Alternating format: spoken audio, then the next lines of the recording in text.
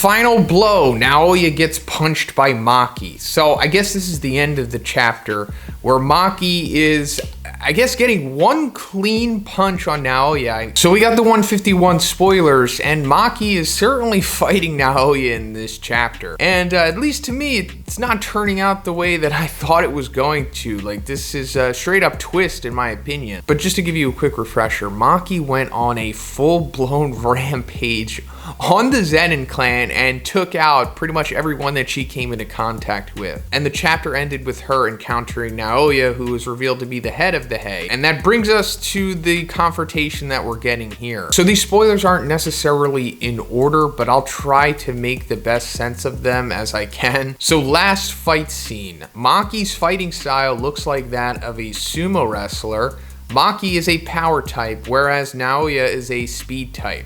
When she's about to attack, she says, "I'll hug you," which also means I'll stop/seize you. So we are getting some insight into exactly what's going on here because there are some leaked panels from the chapter. And the whole sumo thing here is because Maki is kind of like in this like underhanded stance, the way that like you see sumos typically. And she also has like this crazy look on her face, very similar to like Toji. She kind of has like the underbite thing going on. Initially, Naoya dominated the fight, because Maki didn't know his curse technique and couldn't cope up with his speed. Also, she was exhausted due to too many fights. But since Maki has now achieved perfect heavenly restriction like Toji, she usually got used to Naoya's high speed. Alright, so I guess this is one of the twists of this chapter, at least in my opinion, because I didn't expect them to have a full-fledged fight the way that they are here. But also, even if they were, I would not have expected Naoya to dominate. And it's understandable because they're saying here,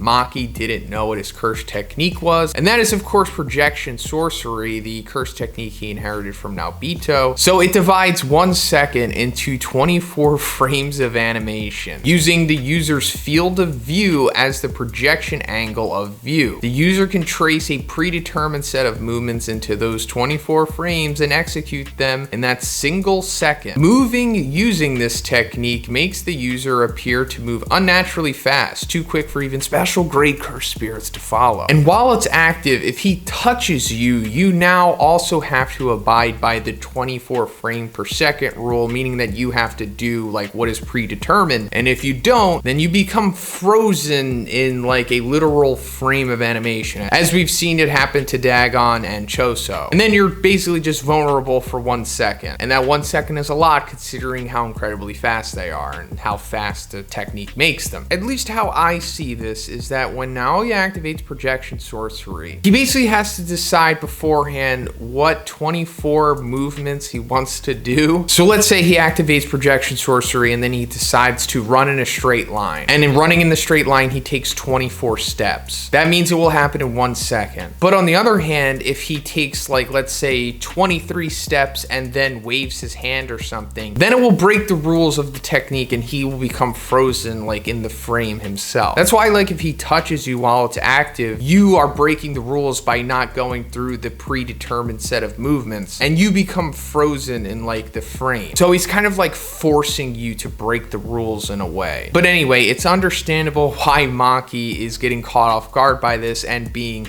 dominated, because things are happening so fast that it's really hard to understand what's going on, especially once you start adding in the frozen frame stuff. And it's also mentioned here that she is exhausted from all of the rampage in the previous chapter, and also, you know, 2 chapters back she took out her father Ogi, and then before that she got near mortally wounded by him, so she should be somewhat exhausted at this point. But it's also stated that now that she has achieved perfect heavenly restriction. I don't know if that's literally saying that on the page. To me, this is more so an implied term. She got used to Naoya's high speed because of this, and it makes sense to me because I think Toji would probably do the same thing, right? Another thing that is implied about this is that all of her senses have been buffed the way that his were. On top of just, I guess, fight IQ acclimating to like severe power leveling. Why is Naoya fanboying Toji? Naoya heard rumors of Zenin's internal failures first, but was overwhelmed by Toji's aura the day he met him. Since then, he's been admiring Toji. Naoya adds that only Gojo and him truly know Toji's capacities. How does Naoya refer to Toji as? Apparently he calls him Toji-kun. How is Naoya depicted when he's talking about Toji? A chibi Naoya with black hair. So that, along with him being overwhelmed by Toji's aura the day he met him, I guess, you know, this was